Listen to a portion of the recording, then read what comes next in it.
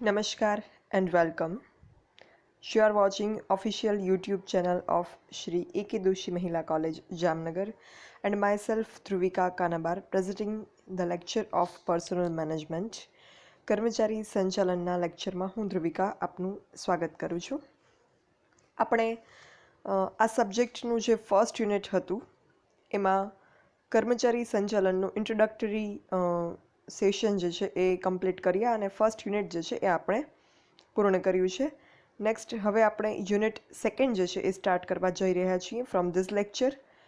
Second યુનિટનું title છે personal recruitment and selection, કર્મચારી ભરતી અને પસંદગી. કર્મચારી સંચાલન વિશે જે કંઈ બેઝિક બાબતો હતી એનું ઇન્ટ્રોડક્શન આપણે ફર્સ્ટ ચેપ્ટરમાં મેળવ્યું. કર્મચારી સંચાલન શું છે, શાના માટે કરવામાં આવે છે, એનાથી કયા કયા પક્ષકારોને ફાયદો થાય એ અંગેની બધી જ ચર્ચા કર્યા પછી હવે જે છે એ કર્મચારી સંચાલનનું એક પ્રથમ સ્ટેપ કર્મચારીની ભરતી પસંદગી, પર્સનલ રિક્રુટમેન્ટ સિલેક્શન, એના વિશેનું ડિસ્કશન જે છે એ આપણે યુનિટ 2માં અહીંયા કરવાનું છે. આ યુનિટમાં જે છે એ આપણે કર્મચારીની ભરતી રિક્રુટમેન્ટ પ્રોસેસ, એમનું સિલેક્શન પ્રોસેસ, એનું પ્લેસમેન્ટ એટલે કે નિયુક્તિ અને એનું ઇન્ડક્શન એટલે કે પ્રાથમિક પરિચય, આ બધા વિશે ચર્ચા કરીશું. જેમાં આપણે કર્મચારીની ભરતી વિશે ઘણું બધું ડિસ્કશન કરીશું. ભરતીનો અર્થ શું થાય, એનું વ્યાખ્યા, એનું મહત્ત્વ, ભરતીની પદ્ધતિઓ, એના પ્રાપ્તિ સ્થાનો, ક્યાંથી કર્મચારીઓ મેળવી શકાય, કર્મચારી પસંદગીની વિધિ, કર્મચારીની ભરતી પસંદગીની વિધિ સામેના અવરોધો, આ બધી ચર્ચા આપણે કરશું. એ ઉપરાંત આપણે બઢતી, પ્રમોશન એ શું છે એના વિશે પણ ચર્ચા કરીશું. પ્રમોશન, બઢતીનો અર્થ, એની વ્યાખ્યા, અસરો, એના કારણો, એના ઉદ્દેશો, બઢતીના ધોરણો, આદર્શ બઢતી પ્રથાના લક્ષણો, આ બધી ચર્ચા પણ આપણે કરવાની છે. બિકોઝ કર્મચારીની ભરતી થઈ ગયા પછી એક આ જે છે એ અગત્યની કાર્યવાહી છે બઢતીની. એ સિવાય કર્મચારી બદલી, ટ્રાન્સફર વિશે પણ આપણે ડિસ્કશન કરીશું. અપકર્ષ, ડિમોશન વિશે પણ ડિસ્કશન કરીશું. અને કર્મચારીઓને છૂટા કરવા એટલે કે એમને ડિસ્ચાર્જ કરવા કે ડિસમિસ કરવા એના વિશે પણ ચર્ચા કરીશું. તો આ બધા જ ટોપિક્સ જે છે એનું ડિસ્કશન આપણે આ લેક્ચરમાં કરવાનું. આ લેક્ચર તો નહીં, સોરી, લેક્ચર્સ જે છે એ આપણે ગ્રેજ્યુઅલી આમાં ડિસ્કશન કરતા જશું. પણ અત્યારે આપણે યુનિટ સેકન્ડ જે છે સ્ટાર્ટ કરવાના છીએ અને સેકન્ડ યુનિટમાં આ જે ટોપિક મેં તમને કહ્યા એ બધા જ ટોપિક જે છે એ આપણે શીખવાના છે. સો આ રીતે આપણું સેકન્ડ યુનિટ જે છે એ કર્મચારી સંચાલનનું જે મહત્ત્વનું કાર્ય છે કે કાર્યદક્ષ કર્મચારીઓ પ્રાપ્ત કરવા એના બાબતનું જે છે એ આપણું આ આખું સેકન્ડ યુનિટ છે કે કઈ રીતે જે છે એ કર્મચારીની ભરતી કરી અને પસંદગી કરી અને કાર્યદક્ષ કર્મચારીઓને પ્રાપ્ત કરવામાં આવે છે અને એ પ્રોસેસ જે છે એ કઈ રીતે થાય છે એ બધી ચર્ચા આપણે આ યુનિટમાં કરવાની છે. કર્મચારી સંચાલનના જે કોઈ પ્રશ્નો છે એનો જો કોઈ સૌથી મહત્ત્વનો પ્રશ્ન હોય તો એ છે કર્મચારીની વૈજ્ઞાનિક ભરતી કરવાનો, scientific recruitment of the personnels, employees. આધુનિક સમયમાં ઔદ્યોગિક, આર્થિક, વાણિજ્યિક યુગમાં યાંત્રીકરણ, સ્વયં સંચાલન, શ્રમ વિભાજન, વિશિષ્ટીકરણ, આ બધી જ બાબતોનો જે પ્રચાર અને પ્રસાર થયો છે એની સાથે માનવ શક્તિનું આયોજન અને કર્મચારીની વૈજ્ઞાનિક રીતે ભરતી, આનું મહત્ત્વ જે છે એ અત્યારના સમયમાં ખૂબ જ વધતું જાય છે. Because the right man for the right job, આ જે કહેવામાં આવે છે એ વૈજ્ઞાનિક ભરતી જો કરવામાં આવે તો જ આ વસ્તુ થાય. જો વૈજ્ઞાનિક ભરતીના બદલે જે છે એ કોઈ પણ જગ્યાએ કોઈ પણ કર્મચારીને પસંદ કરી લેવામાં આવે તો આ પ્રકારનું જે એક મિસમેચ છે કે જે જોબ હોય એના બદલે કોઈ બીજું જોબના નિષ્ણાત કર્મચારીને કોઈ બીજી જોબમાં મૂકી દેવામાં આવે, એ રીતે ભૂલ ભરેલી ભરતી જો કરવામાં આવે તો એનાથી જે છે એ એકમ માટે બોજારૂપ બની રહ્યા આવા કર્મચારી અને એ જે છે એ ઉત્પાદન ઉપર પણ વિપરીત અસર નિપજાવે, માલનો બગાડ થાય, માલ કે સેવા જે છે એની ગુણવત્તા જે છે એ બગડી જાય, આ પ્રકારના જે છે એ પ્રશ્ન ઉપસ્થિત થાય. બીજું કે જે કોઈ મજૂર સંઘો છે, લેબર યુનિયન્સ છે, એ લોકોનું એક પ્રભુત્વ હોય છે તો એના હેઠળ એ પ્રભુત્વને કારણસર જે કોઈ કર્મચારીઓ જે ગેરલાયક કર્મચારીઓ છે, જે કર્મચારીઓ કામ કરી શકવા માટે સક્ષમ નથી, એમનામાં આવડત નથી, એવા કર્મચારીઓને જે છે એ કાઢી પણ નથી શકાતા. તો આવા બધા કારણોસર જે છે એ વસ્તુ અગત્યની છે કે એને લેતી વખતે, કર્મચારીની ભરતી કરતી વખતે જ જે છે એ વૈજ્ઞાનિક રીતે ભરતી કરવામાં આવે અને right man for the right job જે છે એ રિક્રુટ કરીને એને સિલેક્ટ કરવામાં આવે કે જેથી આગળ જતાં જે કોઈ પ્રશ્ન ઉપસ્થિત થાય એને ટાળી શકાય. અને કર્મચારીની ભરતી થાય એની સાથે જેના સંબંધિત જે અન્ય પ્રશ્ન છે કે ભરતી પછી એમને જે છે એ તાલીમ આપવી, એમની બઢતી કરવી, બદલી કરવી, અપકશ, બરતરફી, આ બધા પ્રશ્ન ઉદ્ભવે. જેમ કે કર્મચારીની ભરતી બાદ એને જરૂરી તાલીમ આપવાનો પ્રશ્ન ઉદ્ભવશે. પછી તાલીમ પામેલ કર્મચારી જે છે એ સફળ થાય અને એનું કામ સારી રીતે એની ફરજો બજાવે, એકમ માટે જે છે શ્રેષ્ઠ પુરવાર થાય, એકમની માટે જે છે એ બેસ્ટ પોતાનું જે છે ડેડિકેશનથી વર્ક કરે, તો પછી એને ઊંચા સ્થાને બઢતી આપવામાં આવે, એનું પ્રમોશન કરવામાં આવે. તો અને બીજું કે અમુક વખત એવું પણ થાય કે પરિણામો ધાર્યા પ્રમાણે ન પણ આવે, તો કર્મચારી જે છે એ ધારી સફળતા પ્રાપ્ત ન કરે તો એને બીજા કોઈ સમકક્ષ સ્થાને બદલી દેવામાં આવે, એટલે એની બદલી કરવામાં આવે, ટ્રાન્સફર કરવામાં આવે. અને જો કર્મચારી જે છે એ ઉતરતી કક્ષાના સાબિત થાય, મતલબ કે કર્મચારીનું જે એમની પાસેથી જે લેવલના વર્કની અપેક્ષા રાખવામાં આવે એનાથી પણ જે છે એ સારું ખરાબ કામ કરે, એનાથી ઉતરતી કક્ષાનું કામ કરે, તો એવા સંજોગમાં એને નીચા સ્થાને ખસેડી નાખવામાં આવે, એને અપકર્ષ કહેવાય. અને છેલ્લે જે છે એ કોઈ પણ રીતે કર્મચારીઓ જે છે એમના વર્તનમાં કે સુધારો ન આવે એમના કામમાં, તો આવા કારણોસર જે છે એમને બરતરફ પણ કરવામાં આવે. તો આમ કર્મચારી જે છે એ વિવિધ તબક્કે કર્મચારી સંચાલનમાં વિવિધ પ્રશ્નો જે છે એ ઊભા થાય છે. તો આવા જે પ્રશ્ન છે, આવી જે સમસ્યાઓ છે કે જે એકંદરે એકમને માટે બહુ જ જે છે એ નુકસાનકારક પુરવાર થાય, આમાંથી બચવા માટેનો કોઈ રસ્તો હોય. આપણે કહીએ ને prevention is better than cure, તો આપણે પ્રોબ્લેમ થાય પછી એનો ક્યોર વિચારીએ એના કરતાં પ્રિવેન્ટ કરવું વધારે સારું, એને ન થાય એવા પ્રયત્ન કરવા વધારે સારા. ગુજરાતીમાં કહીએ તો પાણી પહેલાં પાળ બાંધવી. તો એ કરવું એટલે કર્મચારીની વૈજ્ઞાનિક રીતે ભરતી કરવી. એ સૌથી સાદો, સરળ અને આસાન ઉપાય છે કે કર્મચારીની ભરતી જ જો વૈજ્ઞાનિક રીતે કરવામાં આવી હશે તો આ કોઈ પ્રશ્ન જે છે એ ઉપસ્થિત નહીં થાય અને સ્મૂધ વર્ક જે છે એકમનું પણ ચાલશે અને કર્મચારીઓ પાસેથી પણ જે કોઈ અપેક્ષાઓ રાખવામાં આવે છે એના ઉપર એ ખરા ઉતરશે. તો આ રીતે કર્મચારીની જો વૈજ્ઞાનિક ભરતી કરી હશે તો કર્મચારી સંચાલનની સફળતાનું એ જે છે એ પ્રથમ સોપાન છે. અને જે ફર્સ્ટ સ્ટેપ છે કર્મચારી સંચાલનને સફળ બનાવવા માટેનું જે આ પહેલું પગથિયું છે કે કર્મચારીની વૈજ્ઞાનિક ભરતી, એ જો કરવામાં આવી હશે તો આગળના પ્રશ્નને નિવારી શકાશે. વેલ બિગન ઇઝ હાફ ડન કહેવાય છે. એટલે એક સારી શરૂઆત જો કર્મચારીની વૈજ્ઞાનિક ભરતી કરીને કરવામાં આવે તો આગળની બેટલ જે છે એ આસાન થઈ જશે. તો હવે આપણે આ જે ટોપિક્સ મેં તમને કહ્યા એ વન બાય વન એ ટોપિકને લગતા જે કોઈ બાબતો છે એનું ડિસ્કશન આપણે કરવાનું છે, જેમાં અત્યારે આ લેક્ચરમાં આપણે કર્મચારી ભરતીને લગતા જે કોઈ અર્થ અને વ્યાખ્યા છે, બેઝિક ડિસ્કશન કર્મચારી ભરતીનું એ કરવાનું છે. એ જોઈએ આપણે કે પર્સનલ રિક્રુટમેન્ટ જે છે એ શું છે અને એની મિનિંગ, એનું ડેફિનેશન, કર્મચારી ભરતીનો અર્થ અને એની વ્યાખ્યા એ આપણે જોઈએ. તો ભરતી એટલે શું, સાદી ભાષામાં પહેલાં વાત કરીએ, વ્યાખ્યા જે છે પછી જોઈએ. તો ભરતી એટલે એકમમાં જે કોઈ જરૂરિયાત ઉદ્ભવે, કર્મચારીઓની કાર્યની નવી જરૂરિયાત ઉદ્ભવે એને પહોંચી વળવા કર્મચારીઓની નિમણૂક કરવી એટલે ભરતી. એકમમાં જે છે એ જરૂરિયાત કર્મચારીઓની નવા કામ માટે ક્યારે ઉદ્ભવે, કયા સંજોગોમાં એકમમાં કર્મચારીની જરૂર પડે બિઝનેસ યુનિટમાં. તો પેલું તો જો કોઈ નવું યુનિટ સ્થાપવામાં આવતું હોય, કોઈ નવું ધંધાકીય એકમ સ્થાપવામાં આવતું હોય તો બટ ઓબ્વિયસ છે કે ત્યાં કર્મચારીઓની જરૂર પડશે. નવું એકમ સ્થાપવામાં આવે છે તો નવું યુનિટ જે સ્થપાતું હોય એમાં કર્મચારીઓની ભરતી થાય. એ સિવાય જે યુનિટ જે છે એ ચાલુ એકમ છે, કાર્યરત છે ઓલરેડી, તો ત્યાં તો ઓલરેડી કર્મચારીઓ કામ કરતા જ હશે, પણ એવું નથી કે ત્યાં કર્મચારીની જરૂરિયાત ન ઉદ્ભવી શકે. ત્યાં પણ કર્મચારીની જરૂરિયાત ઉદ્ભવી શકે. વેકેન્ટ પોઝિશન્સ હોય છે, ખાલી જગ્યાઓ, ત્યાં કર્મચારીની ભરતી કરવી જરૂરી બને. તો કયા કયા કારણોસર ચાલુ એકમમાં કર્મચારીની ભરતી કરવી જરૂરી બને? તો કર્મચારીઓ વયમર્યાદાના કારણે નિવૃત્ત થાય. આપણે જાણીએ છીએ કે કર્મચારીઓ જે છે એમની જે કોઈ રિટાયરમેન્ટ એજ નક્કી કરવામાં આવી હોય તો એ વયમર્યાદાના કારણે કર્મચારીઓ નિવૃત્ત થશે, એટલે એમનું જે કામ હશે એ કામ માટે નવા કર્મચારીઓ જે છે એમની રિક્રુટમેન્ટ કરવી પડશે. એ સિવાય કર્મચારીઓ અશક્ત થાય, એટલે રિટાયર્ડ ન થયા હોય છતાં પણ એ કોઈ કામ કરવા માટે જે છે એ અસક્ષમ બને, તો એવા સંજોગમાં પણ નવા કર્મચારીઓની ભરતી કરવી પડે. એ સિવાય કામચોર કે અણઘડ કે ગેરલાયક કર્મચારીઓ હોય એમને છૂટા કરવા પડે, તો એવા સંજોગમાં પણ એમના સ્થાને જે છે એ નવા કર્મચારીઓની ભરતી કરવી પડે.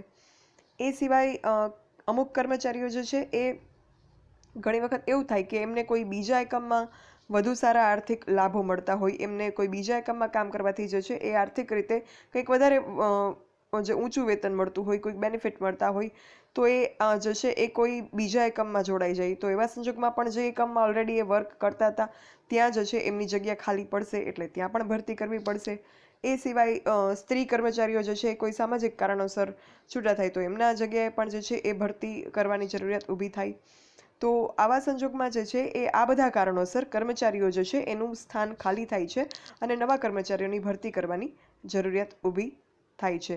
એ સિવાય ચાલુ ધંધાકીય કામ જે છે એનો વિકાસ થાય, એનું એક્સપાન્શન થાય, એનું વિસ્તરણ થાય, તો એની બ્રાન્ચીસ વધે કે એનું કાર્યક્ષેત્ર જે છે એ વિસ્તારવામાં આવે, તો આ વિકાસના કારણે પણ કર્મચારીઓની જરૂરિયાત ઊભી થાય અને કર્મચારીઓ જે છે એની ભરતી કરવી પડે. તો આવા સંજોગમાં જે છે એ કર્મચારીની ભરતી કરવાની જરૂરિયાત જે છે ઉપસ્થિત થાય, કારણ કે એકમમાં કામ કરવા માટે કર્મચારીઓની જરૂર છે. તો આ જે કર્મચારીઓની ભરતી કરવાની હોય એ ભરતી જે છે એના માટે પછી આગળની પ્રોસેસ જે છે એ એકમ દ્વારા કરવામાં આવે. હવે આપણે જે છે એક ફોર્મલ ડેફિનેશન જોઈએ રિક્રુટમેન્ટની ભરતીની. તો ભરતી એટલે યોગ્ય જગ્યા માટે યોગ્ય સંખ્યામાં યોગ્ય સમયે યોગ્ય માણસો પ્રાપ્ત કરવા. આ એક વૈજ્ઞાનિક ભરતીની વ્યાખ્યા છે. વૈજ્ઞાનિક ભરતી એટલે જગ્યા ખાલી પડીને કોઈ પણ કર્મચારીઓને રાખી લઈએ એવું નહીં. યોગ્ય જગ્યા માટે, ઓન પ્રોપર પોઝિશન, યોગ્ય સંખ્યામાં, એટલે જેટલી સંખ્યામાં કર્મચારીની જરૂર હોય એટલી જ સંખ્યામાં એમની ભરતી કરવી, ન એનાથી ઓછી કે ન એનાથી વધારે. પછી યોગ્ય સમયે, પ્રોપર ટાઈમસર ભરતી કરવી, જ્યારે જરૂરિયાત ઉપસ્થિત થઈ હોય એ ટાઈમે, એનાથી પહેલાં કે પછીથી. ને યોગ્ય માણસો એટલે કેવા માણસો? યોગ્ય માણસની ડેફિનેશન શું? તો યોગ્ય માણસ એટલે જે કામ માટે આપણે કર્મચારીની ભરતી કરીએ છીએ એ કામ કરી શકવાની લાયકાત ધરાવતા હોય, એજ્યુકેશનલ લાયકાત હોય, ફિઝિકલ કેપેબિલિટીઝ હોય કે મેન્ટલ કેપેબિલિટીઝ એ ધરાવતા હોય એવા માણસો એટલે યોગ્ય માણસો. આપણે મજૂરી કામ હોય કરાવવાનું હોય તો મજૂર જે છે યોગ્ય ગણાય. આપણે જે છે એ કોઈ લીગલ ડિપાર્ટમેન્ટમાં ભરતી કરતા હોઈએ તો એડવોકેટની લાયકાત ધરાવતું વ્યક્તિ જે છે એ યોગ્ય ગણાય. મતલબ જે જગ્યા માટે, જે કામ માટે આપણે કર્મચારીની કે માણસોની જરૂર છે એ કામ ઉપર એ માટેની યોગ્ય જરૂરી લાયકાત ધરાવતા હોય અને ગુણો ધરાવતા હોય, માત્ર લાયકાત નહીં. લાયકાત ગુણોમાં શું ફરક છે એ આપણે અગાઉ કર્મચારી વ્યવસ્થાપકની વાત કરી ત્યારે આપણે સમજ્યા હતા. તો એ ધરાવતા હોય એવા માણસો એટલે યોગ્ય માણસો. તો આ રીતે જે છે એ વૈજ્ઞાનિક ભરતી થાય. યોગ્ય જગ્યા માટે યોગ્ય સંખ્યામાં યોગ્ય સમયે અને યોગ્ય માણસો પ્રાપ્ત કરવા. આ છે એ વૈજ્ઞાનિક ભરતી જે છે એની એક વ્યાખ્યા છે. પછી આ ઇંગ્લિશ ડેફિનેશન આપી છે ડેલ યોડર નામના એક જે છે એ એક્સપર્ટ છે, એમણે ડેફિનેશન આપી છે. Recruitment is a process two discover the sources of man power. Recruitment એક પ્રક્રિયા છે કે જે મેન પાવર સોર્સિસને ડિસ્કવર કરવાના છે, જેમાં જ્યાંથી માણસો મળી રહે એ સ્ત્રોતને ડિસ્કવર કરવાના એક પ્રોસેસ છે. To meet the requirements of the staffing schedule. કર્મચારીની જે જરૂરિયાત હોય એકમમાં એ જરૂરિયાતને પૂરી કરવા માટે આ પ્રક્રિયા જે છે એ કરવામાં આવે છે. And to employ effective measures for attracting that man power. પછી આ મેન પાવરને અટ્રેક્ટ કરવા માટે, એટલે કે એકમમાં એમને જે છે એ પસંદગી એમની કરવા માટે જે છે એ ઇફેક્ટિવ મેઝર્સ એમ્પ્લોય કરવામાં આવે છે, ઇફેક્ટિવ મેઝર્સ જે છે લેવામાં આવે છે. In adequate numbers to facilitate effective selection of an efficient workforce. પછી જે છે એ યોગ્ય સંખ્યામાં ઇફેક્ટિવ સિલેક્શન કરવામાં આવે છે વર્કફોર્સનું, એટલે અસરકારક પસંદગી કરવામાં આવે છે. એટલે કે જે કામ માટે જે કર્મચારીઓ સ્યુટેબલ હોય એ કર્મચારીઓની જે છે એ જરૂરિયાત મુજબ એકમમાં ભરતી કરવાની અને એ કર્મચારીઓ ક્યાંથી મળશે એ સોર્સને આઈડેન્ટિફાઈ કરવાની જે પ્રોસેસ છે દેટ ઇઝ રિક્રુટમેન્ટ પ્રોસેસ. તો આ જે છે એની ડેફિનેશન થઈ. તો હવે આપણે આ વૈજ્ઞાનિક ભરતીની વાત કરીએ, એમાં બહુ બધી એક્સરસાઇઝ આવી કે યોગ્ય જગ્યા માટે થવું જોઈએ, યોગ્ય સંખ્યામાં, યોગ્ય સમયે, યોગ્ય માણસો. તો પહેલી દ્રષ્ટિએ, પ્રથમ દ્રષ્ટિએ આપણે જોઈએ તો એવું લાગે કે અત્યારે જે છે એક તો વસ્તી છે, પોપ્યુલેશન છે એ હરણફાળ ગતિએ વધતું જાય છે. મતલબ વસ્તીમાં સતત વધારો થતો જાય છે અને વસ્તી વધારાની સાથોસાથ શિક્ષિત અને અશિક્ષિત બેકારોની સંખ્યા પણ છે એ વધતી જાય છે. એજ્યુકેટેડ અનએમ્પ્લોયડ માણસોની પણ સંખ્યા વધતી જાય છે અને નોટ એજ્યુકેટેડ માણસોની સંખ્યા પણ વધતી જાય છે. લિટરેટ અને ઇલિટરેટ બંને પ્રકારના અનએમ્પ્લોયડ પર્સન્સ જે છે તમને જોવા મળે. તો આ શિક્ષિત અશિક્ષિત બેરોજગારોની સંખ્યામાં પણ જંગી વધારો થાય છે. તો આવા સંજોગમાં આપણે એમ થાય કે કર્મચારીની ભરતી કરવી એમાં શું એવું બધું જે છે એ અઘરું કામ છે કે એવું સાયન્ટિફિક પ્રોસેસ છે, એવું કઈ રીતે? આટલા બધા શિક્ષિત ને અશિક્ષિત બેરોજગારો તો મળે જ છે. તો જે કામ માટે જે સ્યુટેબલ કર્મચારી હોય એ શોધવા કે એ ભરતી પ્રક્રિયા કરવી એ કંઈ બહુ અઘરું કામ નથી એવું આપણને પ્રથમ દ્રષ્ટિએ લાગે. બટ આ જે વિચાર છે એ વિચાર ભૂલ ભરેલો છે. બિકોઝ અત્યારનો આપણે ભલે વસ્તીની વાત કરીએ કે બેરોજગારીની સમસ્યાની વાત કરીએ, પણ એને એક સાઈડમાં રાખી અને જો આપણે જોઈએ કે આધુનિક ઔદ્યોગિક યુગ છે, એમાં યાંત્રીકરણ જે છે એ થઈ ગયું છે, ટેકનોલોજીએ સ્થાન જે છે એ જમાવ્યું છે. અત્યારની ઔદ્યોગિક યુગમાં શ્રમ વિભાજન છે એ થતું જાય છે, ડિવિઝન ઓફ લેબર, વિશિષ્ટીકરણ જે છે એનો પ્રસાર થયો છે. તો આવા સંજોગમાં આનો પહેલાં તો મતલબ શું થાય? યાંત્રિકરણ મતલબ બધા જ કામમાં જે છે એ ક્યાંક ને ક્યાંક યંત્રનો ઉપયોગ કરવામાં આવે છે. કામ ભલે પછી મજૂર કામદાર દ્વારા થતું હોય કે કોઈ કર્મચારી વ્હાઇટ કોલર જોબ કરતા હોય એમના દ્વારા, બધાના કામમાં થોડા ઘણા અંશે યાંત્રિકરણ થઈ ગયું છે. એટલે કે બધાના કામમાં જે છે એ થોડા ઘણા અંશે ટેકનોલોજીએ પોતાનું સ્થાન જે છે એ મેળવી લીધું છે. અત્યારે ચલો કોરોનામાં જુઓ તો ક્યાંય પણ તમે જશો એટલે એન્ટ્રી ગેટ પર જે કોઈ વોચમેન કે હશે એ તમારું ટેમ્પરેચર ચેક કરશે, ઓક્સીમીટરથી ઓક્સિજન લેવલ ચેક કરશે, પછી એન્ટ્રી કરશે. તો ઘણી વખત એન્ટ્રી બુકમાં કરતા હોય, ઘણી વખત એન્ટ્રી જે છે એ ઇલેક્ટ્રોનિક ડિવાઇસમાં કરતા હોય. તો આ રીતે જે છે એ એક આ વોચમેન એક જે કામદાર વર્ગમાં આવે તો એમને પણ જે છે એમની પણ આ જવાબદારી એટલી વધી ગઈ છે. મતલબ એમના કામમાં પણ આટલું યાંત્રિકરણ થઈ ગયું છે. તો આ બધી જ મશીનરી જે છે એ એમને ઓપરેટ કરતા શીખવું પડે. ઓક્સીમીટર હોય કે પછી ટેમ્પરેચર જે છે એના માટે જે કોઈ મશીન હોય, એન્ટ્રી માટે જે કોઈ ઇલેક્ટ્રોનિક ડિવાઇસ જો ઉપયોગ થતો હોય, તો આ યાંત્રિકરણ એમના લેવલના વર્કમાં પણ આવી ગયું છે. તો યાંત્રિકરણ જે છે એ હવે દરેક પ્રકારના કામમાં આવી ગયું છે. એ કામ જે છે એ પછી જે છે એ શિક્ષિત લોકો દ્વારા કરવામાં આવતું હોય, એક્સપર્ટ દ્વારા કરવામાં આવતું હોય, કે જે છે ઓછા શિક્ષિત લોકો એમના દ્વારા કરવામાં આવતું હોય, પણ બધી જગ્યાએ જે છે એ ઓછા વત્તા અંશે ટેકનોલોજીનો ઉપયોગ થાય છે. તો આ કારણોસર અહીંયા તમે જુઓ તો આપણે હવે ભણીએ છીએ એમાં પણ ટેકનોલોજી જે છે એનો બહુ મોટો ફાળો આવી ગયો તમારા શીખવામાં. અને હું તમને જે છે એ લેક્ચર આપું છું. આ બંને જે છે આપણા વચ્ચે exchange of knowledge and information થાય છે. તો આ પ્રક્રિયામાં પણ જે ટેકનોલોજી જે છે એ અત્યારે સેન્ટ્રલ પોઝિશન ઉપર છે. તો યાંત્રિકરણ વધ્યું, એ સિવાય શ્રમ વિભાજન વધ્યું. શ્રમ વિભાજન એટલે શું? Division of labour. મતલબ કે જે કામમાં જે એક્સપર્ટ હોય એમના દ્વારા જ એ કામ કરવામાં આવે. મતલબ દરેક કામ માટે જે છે એ એક્સપર્ટ વ્યક્તિઓ રાખવામાં આવે. એવું નહીં કે કોઈ પણ વ્યક્તિને કોઈ પણ કામ આપી દેવામાં આવે, એવું નહીં. શ્રમ વિભાજન મતલબ જે કામ જેમને સોંપવામાં આવ્યું છે એના દ્વારા જે છે એ કામ કરવામાં આવે. તો આ શ્રમ વિભાજન થતાં પણ જે છે એ એક આ ભરતીનું ચેલેન્જ આવે છે ભરતીમાં. એ સિવાય વિશિષ્ટીકરણ, સ્પેશિયલાઇઝેશન. મતલબ કે અમુક કામમાં અમુક વ્યક્તિઓ જે છે એમનું સ્પેશિયલાઇઝેશન હોય.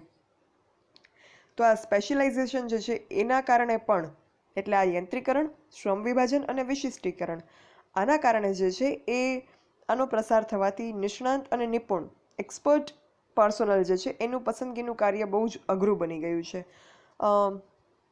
તમે જુઓ કુકિંગ શોઝ આવતા હોય તો કુકિંગ શોઝમાં ડિફરન્ટ કાઇન્ડ ઓફ ડેલિકેસીસ જે છે બનાવવામાં આવતી હોય, મતલબ ડિફરન્ટ કાઇન્ડ ઓફ ડિશિસ બનાવવામાં આવતી હોય.